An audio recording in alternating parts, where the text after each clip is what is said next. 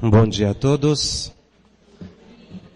Jesus nos conforte, siga amparando esse nosso encontro tão significativo para todos nós, cada qual aproveitando na medida das suas necessidades, cada um de nós aproveitando para enriquecermos-nos intimamente. O tema proposto, o despertar do Espírito e o Evangelho, leva-nos a reflexões bastante amplas. Diversas formas existem para se despertar alguém. Pode se despertar de forma branda, de forma mais brusca, não é? Cada qual acaba aproveitando o despertar. Alguns a contragosto, mas no final verificando que o sono, não é, ilusório, ele precisa ser vencido em alguma etapa, em algum momento da vida. Então, nós optamos por um viés de análise que nos possa conduzir ao propósito dos Espíritos, que é realmente trazer à Terra a paz e a concórdia. Essa é uma expressão de Emmanuel num livro publicado, um dos primeiros livros publicados por Chico, um livro muito pouco pesquisado, o livro chamado Emmanuel. É um livro extremamente importante, de 1937. E ele diz do propósito dos espíritos aqui na Terra. Por que é que os espíritos superiores estão atuando já àquela época? Para nos trazer a paz e a concórdia. Isso é muito interessante, porque para que a gente tenha paz, nós precisamos conviver bem. E para termos a concórdia, nós precisamos entender o que estamos vivenciando e o que estamos passando. Então nós fomos a André Luiz e pegamos um trecho muito interessante do livro No Mundo Maior, da chamada série de André Luiz, em que ele faz uma análise de nossa estrutura fisiológica ou neurofisiológica, mental, emocional. É um capítulo, o capítulo 13 é um capítulo muito importante e merece um estudo mais aprofundado. Resumidamente, ele cria uma imagem de que a nossa mente é como se fosse uma casa de 3 andares. Haveria o piso, não é, subterrâneo, o piso principal e o piso superior. Ele cria essa imagem de que a nossa mente é uma casa estruturada em 3 pavimentos para mostrar o nosso progresso em termos de consciência enquanto espíritos imortais. Nós estamos num processo de compreensão da nossa própria personalidade, do nosso próprio eu. Isso é um processo evolutivo que estamos passando naturalmente.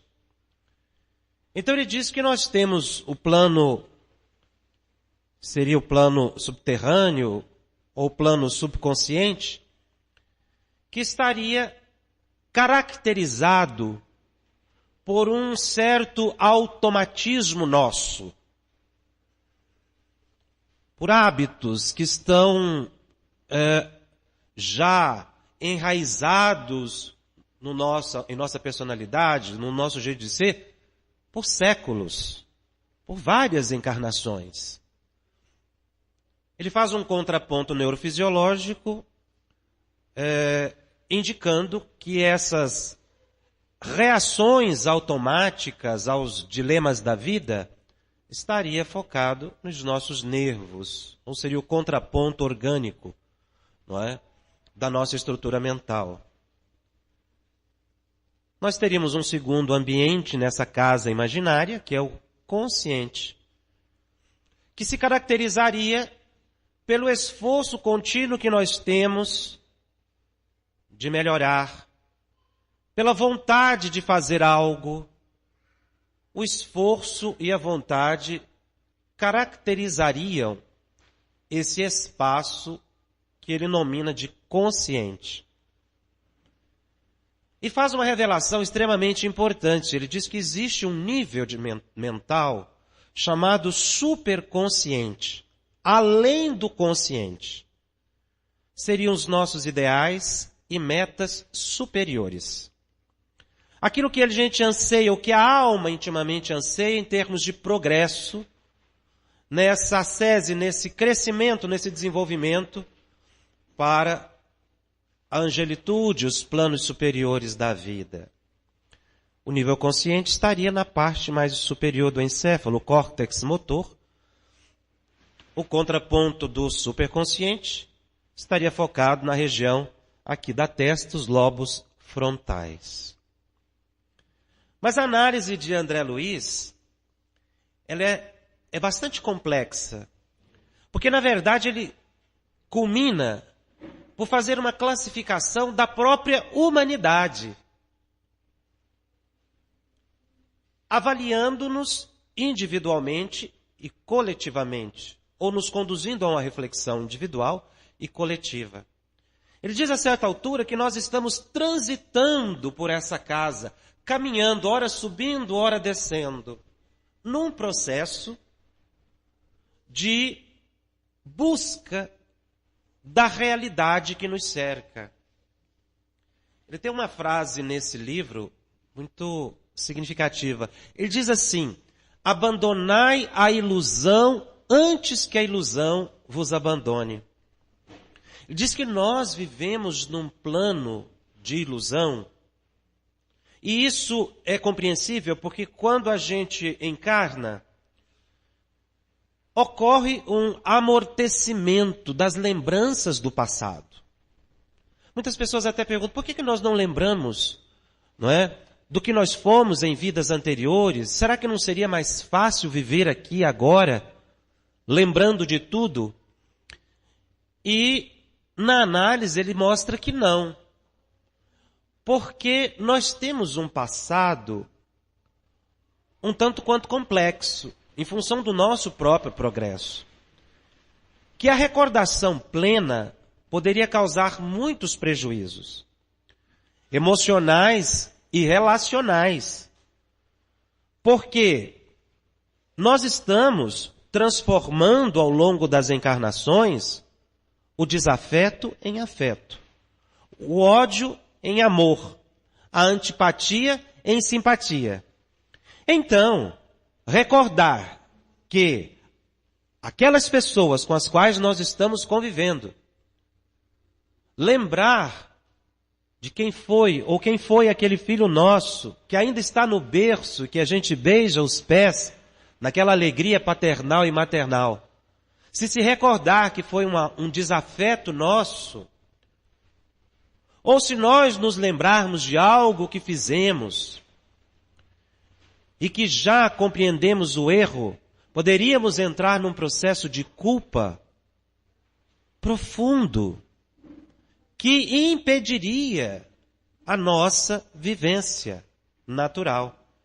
Então, a dificuldade com as pessoas, em função de recordações de convivências perturbadas, e uma dificuldade de adaptação conosco mesmos, em função dos processos de culpa e de remorso.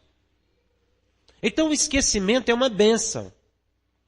No entanto, se nós começarmos a observar os nossos hábitos, os nossos desejos, nossa vontade, o nível de esforço, os nossos ideais, nós começamos a perceber. É como se nós levantássemos o véu do passado e tivéssemos uma pálida visão, mas que já seria suficiente, ou que já é suficiente, para que a gente possa determinar a nossa caminhada.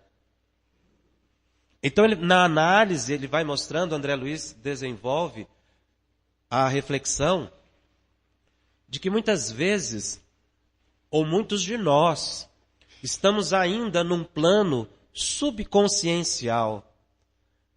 Nós estamos ainda excessivamente reativos, indóceis. Se uma pessoa me ofende, eu não fico só com raiva da pessoa, eu acabo ficando com raiva da família inteira da pessoa. Se alguém me magoa, eu não esqueço nunca. Porque se eu esquecer, é como se eu estivesse sendo condescendente. São algumas das reações. O impulso agressivo, seja na fala, no pensamento, demonstra essa fase básica que ele chama de subconsciencial. É uma fase reativa. Então, a dificuldade de perdoar, a dificuldade de entender o ponto de vista das pessoas, existe exatamente porque nós estamos muito focados num automatismo e não percebemos. A psicologia atual, os grandes estudiosos das reações humanas, são unânimes em dizer, nós somos escravos das emoções. A gente ama demais, a gente apaixona demais, a gente tem ódio demais, não consegue esquecer. E se perdoa, é o perdão caprichoso, eu perdoo, mas não quero te ver nunca mais na minha frente. A gente perdoa se o outro me perdoar, enquanto que perdão é um ato unilateral, não é um ato bilateral. Eu não preciso da concordância do outro para perdoar, eu preciso perdoar. É algo completamente diferente. Quando a gente não consegue, nós estamos nesse plano e achamos que estamos conscientes. Por isso que ele fala de uma ilusão. Porque nós estamos numa realidade mais complexa e não percebemos. Não é? E é necessário que a gente vá se percebendo primeiro, ou nos percebendo, o indivíduo vá se percebendo, nós vamos nos percebendo primeiramente, para que nós possamos culminar com a compreensão maior da realidade que nos cerca. Então nós precisamos começar urgentemente a prestar atenção naquilo que pensamos, prestar atenção naquilo que fazemos mais habitualmente e que está no automático. E que a gente faz sem perceber. É a reação. Isso realmente é indício das fases primitivas nossas. O nosso próprio organismo trabalha assim.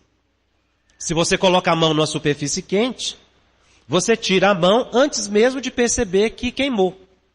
É uma reação de proteção. Por isso ele foca nos nervos, o indicativo de que os hábitos e os automatismos, as puras reações às situações, não é? São mecanismos mecânicos conduzidos pelo nosso sistema nervoso, principalmente o periférico.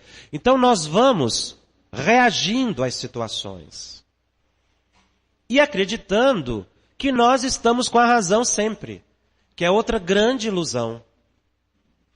De que os nossos pensamentos, as nossas opiniões e atitudes são as mais corretas. Muitas vezes a gente chega até a saber o correto, o que deve fazer. No entanto, nós temos uma excessiva compreensão com as nossas próprias atitudes impróprias ou inadequadas. Como se eu tivesse uma permissão especial divina em que eu pudesse fazer as coisas sem problema nenhum, mas os outros não tivessem. Só que todo mundo pensa assim. É por isso que nós muitas vezes vivemos num caos social, de dificuldade de relacionamento. Porque todos nós pensamos dessa forma. Se fosse só uma pessoa, seria fácil. Mas a dificuldade, o atrito ocorre exatamente por causa dessa dificuldade de adaptação ou de aceitação dos hábitos das outras pessoas. A gente chega até a ouvir, eu nasci assim, vou continuar assim. É o indício de que nós estamos ainda nos porões da nossa casa mental, nos porões do nosso processo evolutivo. E achamos que estamos no ápice, quando na verdade não é assim. Muitos de nós já têm conseguido controlar essas emoções, porque isso aqui não é o estanque. Ele cria a imagem da casa com 3 departamentos, mas isso é comunicável, se transita, não é? Naturalmente de um plano para o outro. Então muitas vezes nós percebemos em nós alguns hábitos, mas nós já temos esforço e vontade para melhorar, para controlar. Já conseguimos perceber o impulso violento antes de explodir. Tem pessoas, muitas vezes, que ficam extremamente nervosas e só percebem o que fizeram depois que fizeram.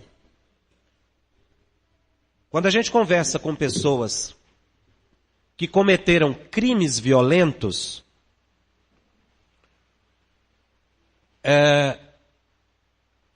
por mínimas coisas, uma leve fechada no trânsito, que é muito comum nas grandes cidades, alguém passa e você fica irritado. Não é raro a pessoa que está armada tirar um revólver e perseguir e matar o outro por uma simples fechada de trânsito. Essa é uma reação que para a pessoa é incontrolável. Só depois que ela deu vazão àquele impulso agressivo, matou o outro, ela percebe e fala, por que eu fiz isso? Foi tão básico. Quando você vê um casal brigando, se você ficar de longe olhando, é muito comum casais brigarem dentro de carro, dentro de ambientes fechados.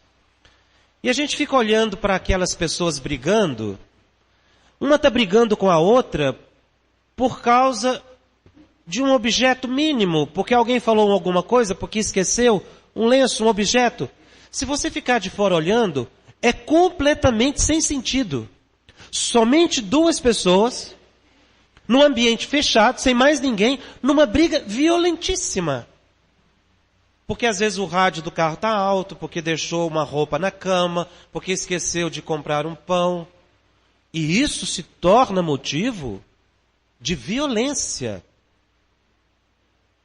Se a pessoa fala então que vai separar do outro, é morte certa.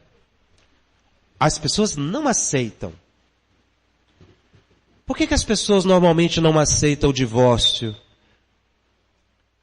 Porque nós não admitimos com muita facilidade que o outro possa ser feliz. Não costumamos dar a oportunidade da alegria e da felicidade para o outro. Então nós normalmente gostamos de aprisionar as pessoas. Estabelecemos um tipo de amor em nível de paixão que ainda é reativo, subconsciencial. Porque a paixão, o ciúme é domínio. É controle. E aí, nesse plano, a gente não pode admitir a felicidade. Nós precisamos entrar num plano de consciência. Sair do puro automatismo. Isso se faz prestando atenção em nós mesmos. Na lógica das nossas reações. Por que é que eu estou reagindo dessa forma a essa situação? Tentar pensar antes. É um processo, uma forma de começar a caminhar para a fase da consciência. Ou então, já consegui dizer, eu não tenho necessidade nenhuma de me irritar. Eu devo agir racionalmente. É uma forma. É uma fórmula. Anotável. Eu não tenho necessidade nenhuma de me irritar. Eu devo agir racionalmente. Aí eu consigo. Porque eu dei uma pausa, eu criei um iter, um espaço entre a ação do outro e a minha reação. Que muitas vezes é colérica, a pessoa fica completamente alucinada. Depois que extravasa todo aquele impulso, é que ela se equilibra. E a gente não vê a lógica das ações, porque é pura reação. Então nós precisamos entrar rapidamente no plano da consciência. Termos maior esforço para vencer a nós mesmos. Ter uma percepção de vontade para controlar os nossos impulsos.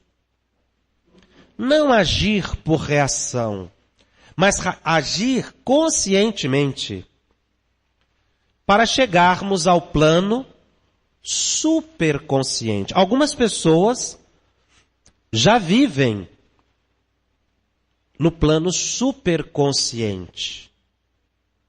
Pessoas como Chico Xavier, Ivone Pereira, Divaldo.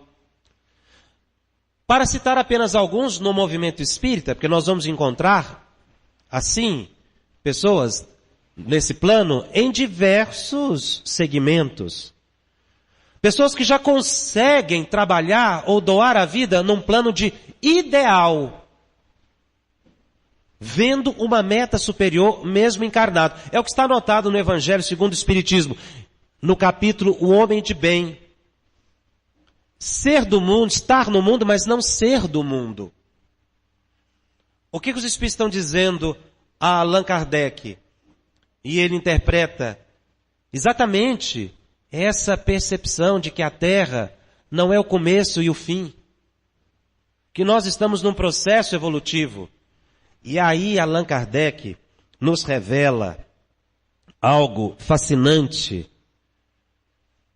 Ele fala da nossa existência espiritual, a primitiva, a primeira. E que nós estamos vivenciando naturalmente e sem perceber dois ambientes de vida. Dois ambientes de uma mesma vida. Dimensões de uma mesma vida. No Livro dos Espíritos, a questão 459, ele faz uma pergunta bastante complexa, aparentemente simples, mas de consequências muito graves. E a gente não para muito para refletir sobre todo o desdobramento da questão 459, quando ele pergunta se os espíritos influem em nossos pensamentos e em nossos atos. A resposta é curta, objetiva, pontual. Muito mais do que imaginais. Por que muito mais do que imaginais? Porque a gente não percebe. Influem a tal ponto que o comum de ordinário são eles que vos dirigem. São eles que vos dirigem. É interessante, aqui são espíritos respondendo. Ele podia ter dito assim, nós vos dirigimos. Ele não disse isso. Porque o comum dessa direção não é algo muito positivo. Basta a gente ver o caminho que se segue para você ver quem te segue e quem te dirige. Então, essa influência é decorrente de quê? Por que é que os espíritos conseguem influenciar os nossos pensamentos? Não deveria. Se nós analisarmos a vida pelo plano apenas físico, analisando a mente pela ótica humana, é impossível uma mente influenciar outra mente, a não ser por palavras. Conduzir um outro a uma mudança de pensamento. Mas um pensamento não pode penetrar outro pensamento. E os espíritos dizem que sim. E que isso é mais comum do que a gente pensa. Quando ele fala de ordinário, quer dizer, o normal é essa interação, é esse convívio ser de tal modo comum, ao ponto de um dirigir o outro sem perceber, isso é grave. Porque nos reporta a questão do automatismo, da fase subconsciencial, dos porões ou subterrâneos da nossa mente. Ou seja, tem gente mexendo no porão e a gente não está percebendo. E isso é perigoso. Porque abalou as bases, o edifício cai. É por isso que muitas vezes a gente cai. Por quê? Porque nós permitimos uma invasão nos nossos... Nós já somos automáticos, excessivamente. Alguém chega e ainda vai conduzir, aí é o desastre. Aí mata mesmo. Suicida, não aceita o outro, rompe, destrói famílias, destrói a si mesmo emocionalmente ou fisicamente, por causa desse automatismo. Então a indagação. Allan Kardec vai escrever um livro inteiro baseado na raiz dessa questão. O livro dos médiuns. E lá ele faz uma leitura da mente humana. Nós muitas vezes lemos o livro dos médiuns como um livro puramente técnico, e ele realmente é, de estudo da mediunidade. Ele classifica mediunidades, ele mostra o mecanismo da mediunidade, as consequências, mas ele faz mais. O livro é mais amplo. O livro dos médiuns, que é um dos livros também muito pouco estudados, muitas pessoas trabalham em reunião mediúnica e não conhecem livro dos médiuns. Mas livro dos médiuns deve ser conhecido por todas as pessoas. Por quê? Porque o livro dos médiuns fala também da mente humana. O livro dos médiuns mostra muito mais da nossa personalidade do que a gente imagina. Porque ele mostra que, além de sermos seres espirituais ocupando um corpo físico, nós temos uma mente que continuamente está interagindo com o mundo espiritual. Ele usa essa expressão. Toda pessoa que sente, num grau qualquer, a influência dos espíritos, é médium. Então ele liga a expressão influência à mediunidade. Ou seja, esse processo de captação de pensamento é mediúnico. Mas nós não nos vemos médiuns, porque a gente tem apenas o hábito de utilizar a palavra que Kardec usa também, médium apenas no sentido daqueles que têm a mediunidade ostensiva. Mas não é assim. Todos nós, a grande descoberta, o grande acordar do ser humano, a grande caminhada para a superconsciência é exatamente essa, percebermos-nos médiuns. Em contato permanente com os espíritos, mergulhados no mundo espiritual e com consequências seríssimas para a nossa vida. Muitas pessoas ainda pensam que o mundo espiritual é lá em cima, no céu. Tem gente que já sabe, também tem a compreensão de que é embaixo, né? É o inferno. Embora se você olhar a terra é redonda, a gente não sabe bem onde é o alto e o baixo, mas tudo bem. E aí eu perguntaria, onde é o mundo espiritual? Eu estou perguntando mesmo para vocês, pode responder, vocês estão muito caladinhos. Com frio, né? Essa abençoada chuva. Onde é o mundo espiritual, gente? É lá, nosso lar fica lá em cima. O mundo espiritual é aqui. Nós estamos mergulhados no mundo espiritual como se estivesse dentro de uma grande piscina. Se você tiver dúvida, você desencarna agora que você vai ver onde você está. Obviamente que estamos analisando didaticamente, por favor. Você vai estar no mundo espiritual. É por isso que os nossos pensamentos estão interagindo. Nós somos seres de duas dimensões.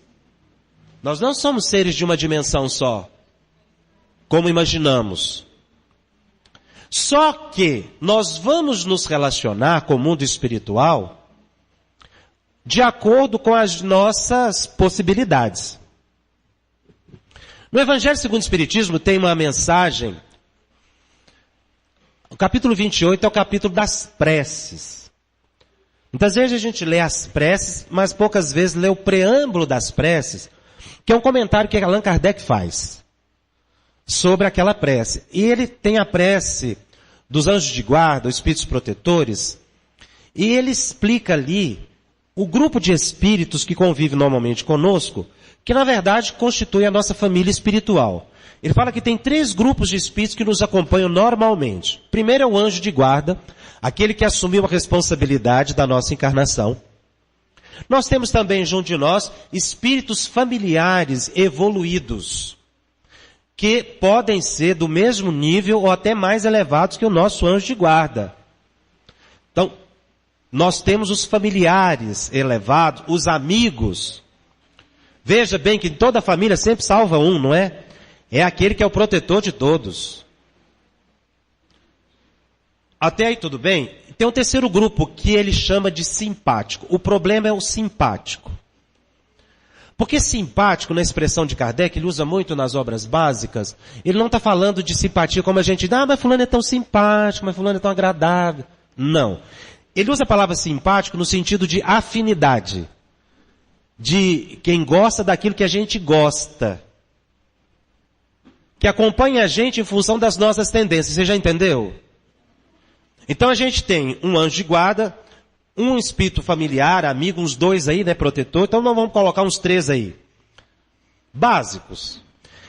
E um grupo de simpáticos. Agora, esse grupo simpáticos vai ser da mesma natureza nossa. Então você imagina aí você mesmo, quanto simpático você tem do seu lado. Desencarnado.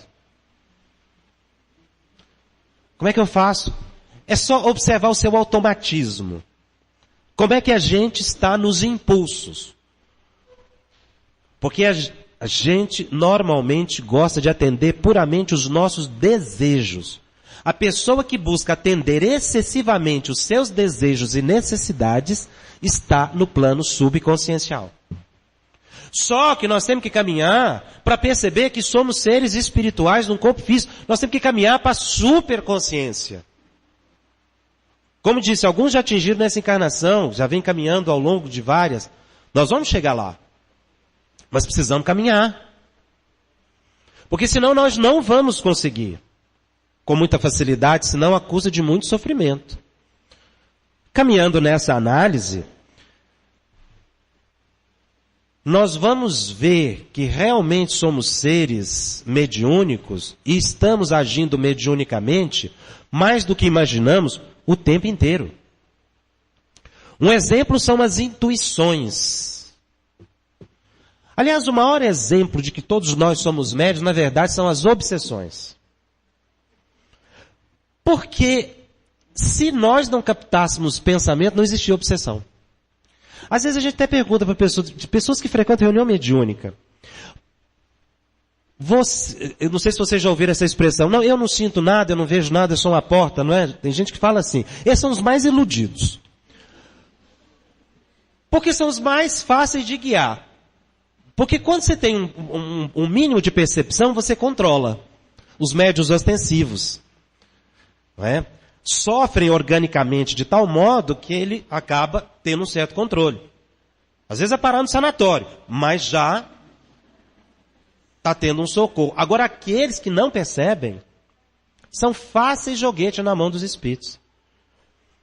Então, se realmente existisse alguém que fosse uma porta, não visse nada, não sentisse nada, haveria imunidade à obsessão. E não existe imunidade à obsessão. Todo mundo é passivo de obsessão. Aliás, André Luiz fala que as nossas relações com o mundo espiritual são normalmente promíscuas. Porque nós estamos transitando. Olha a expressão dele, é séria. Mas nós também temos a intuição da mãe. A intuição de fazer alguma coisa que vai dar certo, de fazer alguma coisa e não vai dar certo. São transmissões do pensamento. são captações de outras mentes e nós vamos interpretando, porque o médium intuitivo, e a base de todas as formas de mediunidade é a intuição, o médium intuitivo é um intérprete. Cada um interpreta como pode, de acordo com a própria possibilidade. Porque o espírito não transmite para nós palavras, como muitas vezes a pessoa pensa. O espírito transmite pensamento e emoção. A gente capta imagem. Só que não é uma imagem, como vocês estão vendo aquela imagem ali na parede parada, não. É uma imagem com vitalidade. Mas nós pensamos, não é também por palavras. Porque o médium acha que o espírito vai pegar na mão e ele vai escrever. O ato de escrever, que é a transmissão, é a interpretação na psicografia ou psicofonia, passa pela fase da interpretação do médium. Ele é um intérprete. Conforme a qualidade do médium, do conhecimento e amadurecimento dele, vai ser o melhor ou o pior intérprete. Mas nós vamos interpretando como a gente pode. De maneira mais ampla ou menos ampla. Então, esse processo de captação é o normal. Quando eu conto uma história para você, o que te vem à mente? As imagens da história ou as palavras que eu utilizei? Quando você lê um livro, e você vai se lembrar da história do livro, você lembra do quê? Das palavras do livro ou da imagem que daquele livro te construiu à mente? A gente pensa, não é por palavra, a gente pensa por imagem. Ninguém lembra de palavra, a não ser que você vá reproduzir a palavra. Mas quando eu falo cadeira, não vem a palavra cadeira, vem a imagem do objeto. É isso que os espíritos nos transmitem. Só que eu vou transmitir e reproduzir de acordo com a minha possibilidade. Eu já contei aqui na região uma experiência, mas como é joviana, é a primeira vez, eu vou repetir aqui, porque é uma imagem simples e que dá bem esse processo de interpretação. Eu estava em Brasília ministrando um curso universitário, passei o dia todo no hotel, na aula, e à noite, após tomar a refeição, eu fui tomar um café. E fiquei no balcão e pedi ao garçom que me servisse um café. De repente, surgiu na minha mente uma ideia muito interessante, eu nunca tinha pensado. Falou assim na minha cara, uma voz, como se fosse uma voz. Bota pinga no café. Vocês já viram isso? Botar pinga no café? Pois é, aqui é a primeira cidade no país que eu ouço que pode pôr pinga no café. Aliás, minto, eu ouvi em outro lugar. Uma pessoa lá atrás falou assim, pode, e é bom demais. Aí logo ele caiu, estava bêbado que dói. Lá no meio do público. Ele falou, pode, foi a primeira vez que eu ouvi, essa é a segunda. Mas eu achei muito interessante, porque eu nunca bebi, por opção. Então, eu achei estranho. Eu estranhei, achei curioso. Como eu estava em Brasília, moro em Goiânia, 200 quilômetros, ainda brinquei assim, falei, meu Deus do céu, acho que se eu botar pinga no café, eu vou para Goiânia a pé, correndo, vou e volto hoje ainda. De repente, eu viro para o lado e percebo que tinha do meu lado, a 1 metro mais ou menos assim, uma bandeja de prata com cálices e uma garrafa de pinga no meio. Para qualquer pessoa chegar ali e tomar o aperitivo.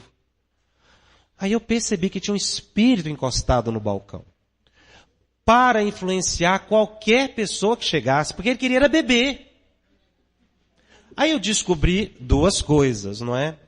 Que não se deve botar pinga no café e que a gente não pode conversar com desconhecido, nem desencarnado. Porque a gente que é espírita, a gente tem umas coisas assim de querer doutrinar todo mundo.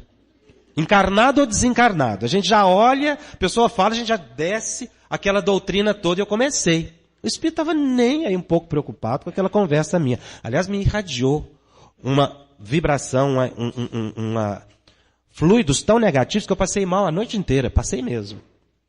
Mas enquanto eu tentava aquela conversa ilusória da minha parte, porque ele estava concentrado em outra coisa, um cavalheiro chegou, serviu a pinga e ele foi beber junto com aquela pessoa. Aproximou mesmo, fisicamente, encostou corpo com corpo, perispírito com perispírito, para sentir os eflúvios da bebida. Porque o fenômeno mediúnico é assim. É um encontro perispiritual. Os perispíritos precisam se encostar para criar o fluxo de pensamentos e emoções. Eu saí passando mal e ele ficou lá bebendo. Porque a gente pensa também que o espírito sai do lugar. Muitas vezes eles não saem porque ele tem interesse no local. Então, analisando, eu fiz a interpretação de forma curiosa, mas o outro não fez. E o outro é tão médium quanto eu. Por que que ele não percebeu? Porque aquele impulso, o convite para beber, bateu exatamente no plano subconsciencial dele, do desejo, do automatismo. Ele tinha hábito de beber. Senão não beberia. Então naquele momento ele agiu, eu percebi. Percebi porque estava no plano da bebida, que não é o meu hábito. Cada um de nós vai perceber o seu próprio hábito. Aquilo que é perceptível e o que não é perceptível. Por isso é que a questão passa por uma autopercepção. Eu preciso começar a perceber os meus desejos, as minhas tendências, o que me impulsiona a vida. Para eu reconhecer os porões da minha mente e sair daí. Para não ser conduzido por espíritos. Porque espírito evoluído não nos dirige ao ponto de tirar a nossa vontade. O anjo de guarda, os espíritos superiores, eles nos inspiram, eles nos estimulam, mas não violentam a nossa faculdade mediúnica, ou seja, a nossa capacidade perceptiva. Os obsessores não, eles forçam. Forçam a tal ponto que muitas pessoas chegam incorporando no centro espírita e depois que passa ali por uma série de passes, leitura do evangelho, aquela mediunidade como que desaparecesse. Enganosamente, alguns centros espíritas colocam pessoas assim para desenvolver mediunidade. É um perigo. Porque você está colocando a pessoa na mão do obsessor, porque você está ampliando ainda mais a percepção da mediunidade dela. A pessoa que chega no centro incorporando, vendo espírito, ela não pode ir para a reunião mediúnica, ela não deve nem estudar, ir para curso de mediunidade. Porque ela precisa se equilibrar. Depois que ela se harmoniza, nós vamos ver então se aquilo é mediunidade mesmo ou não. Ou se era simplesmente um processo obsessivo em que havia uma violência psíquica que o obsessor cria. Os estudiosos mostram que existem 3 tipos de intuição. Existem pessoas que têm uma intuição chamada empática. A gente chega perto da pessoa e já sabe o que o outro sente. A outra sensorial, ligada à realização de atividade de forma automática. Essa aqui é que é muito perigosa se você não consegue percebê-la, porque você vai no automático. O espírito te joga uma ideia, você assimila e age.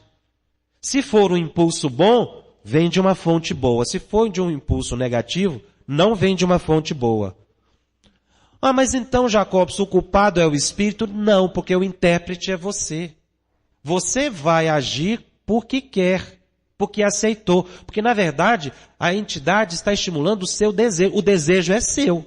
Se não existir a matriz obsessiva, não há influência obsessiva. Ele pode estar do seu lado e não te influencia. Por quê? Porque não existe a base, não existe a afinidade, não existe a simpatia. Então nós temos esses 3 tipos de intuição. Muitas vezes a gente tem intuição premonitória, de fatos que vão acontecer. Muitas pessoas sofrem muito com esse tipo de intuição quando é muito clara, porque pensam assim, será que eu não poderia evitar aquele desastre, aquela dificuldade que iria passar? Muitas vezes a percepção é do projeto reencarnatório, é do plano reencarnatório, e essa lembrança é para a pessoa se estruturar. E na medida em que a pessoa se equilibra, muitas vezes ela atravessa aquele período de dificuldade com maior normalidade, com menor sofrimento, ou pode até ter uma alteração no projeto reencarnatório. Se isso for a benefício da pessoa. Porque nós temos que ter o olhar de lá para cá. Então nós temos que tomar muito cuidado, porque somos seres intuitivos. E não percebemos. A proposta é de começarmos a prestar atenção na mente, para reagir ou agir somente depois. E há um tema, um capítulo muito pouco estudado também, que é uma mediunidade que Kardec até coloca como rara, mas que André Luiza estuda nos domínios da mediunidade, que é a psicometria. O que é a psicometria?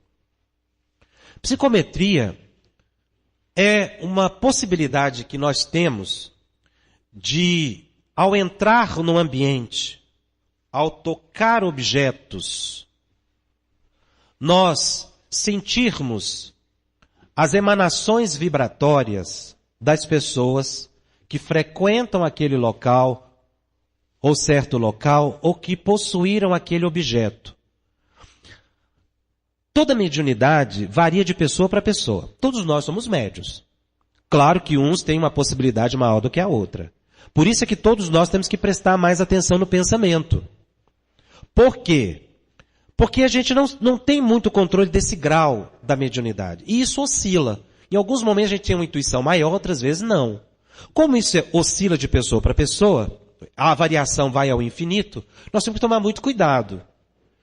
E essa psicometria faz parte. Aliás, o transe mediúnico, a primeira sensação, antes da pessoa entrar em transe, na psicografia ou psicofonia ou incorporação, a primeira sensação é uma sensação psicométrica, ou você sente o que o espírito está sentindo. E muitas vezes somatiza isso. Sente fisicamente.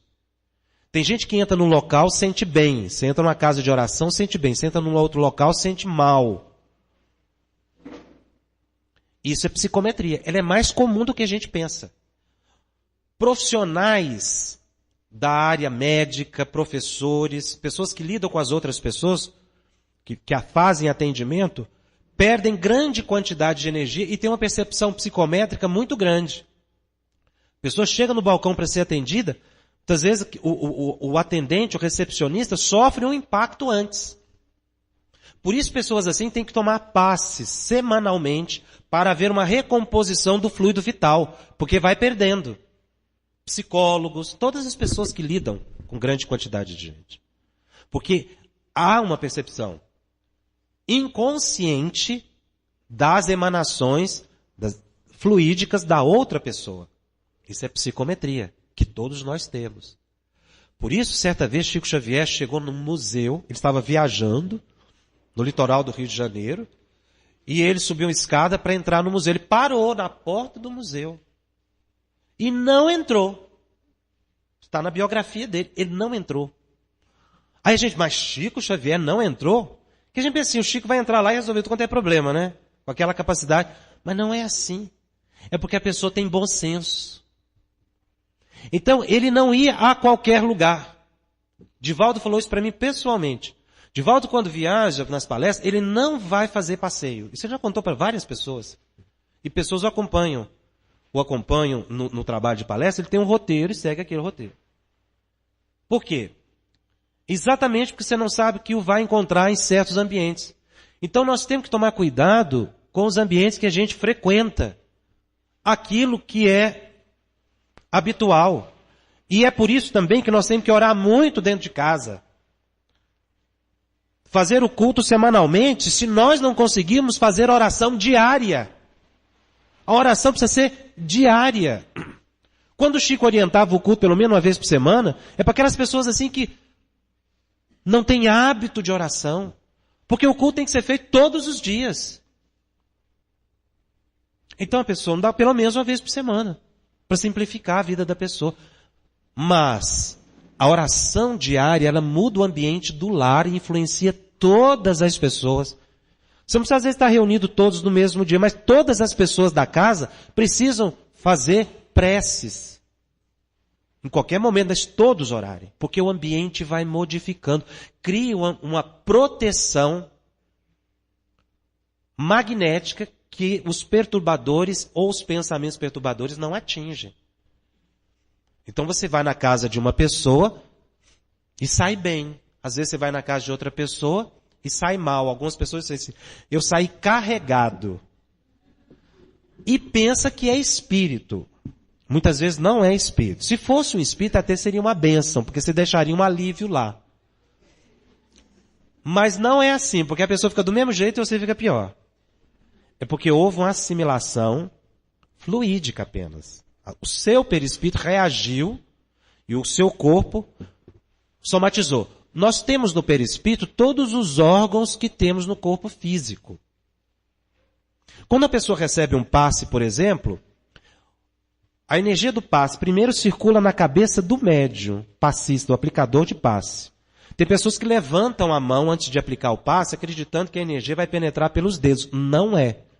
É pela mente, pelo centro de força coronário, pela cabeça. Que depois desce pelo corpo do médium, assessorado pelos espíritos, forma um fluido misto, com energias do médium, da natureza, do espírito que vai transmitir. E isso penetra o corpo da pessoa, principalmente pelo centro de força do alto da cabeça, coronário. E desce pelo corpo caminhando pelo sangue. Primeiro o sangue do perispírito circula e passa imediatamente para o sangue físico. Então, a ação do passe, ela é sistêmica, é no corpo inteiro. É como você toma um medicamento. O medicamento não sabe se você está com a infecção no pé ou na cabeça. Ele vai agir no corpo inteiro. É óbvio que aquele órgão de impacto vai assimilar. Não é? O passe é a mesma coisa, a ação é sistêmica. Isso está em Mecanismo da Mediunidade, no capítulo chamado Sangue e Fluidoterapia, em que André Luiz explica o mecanismo. Então tem pessoas que acreditam que tem que dar passe em determinadas regiões do corpo para curar certas doenças. Isso é um mito. Por quê? Porque a energia do passe circula pelo corpo. E outra coisa, a gente pensa que em determinado órgão é o órgão de impacto daquela doença, muitas vezes não é.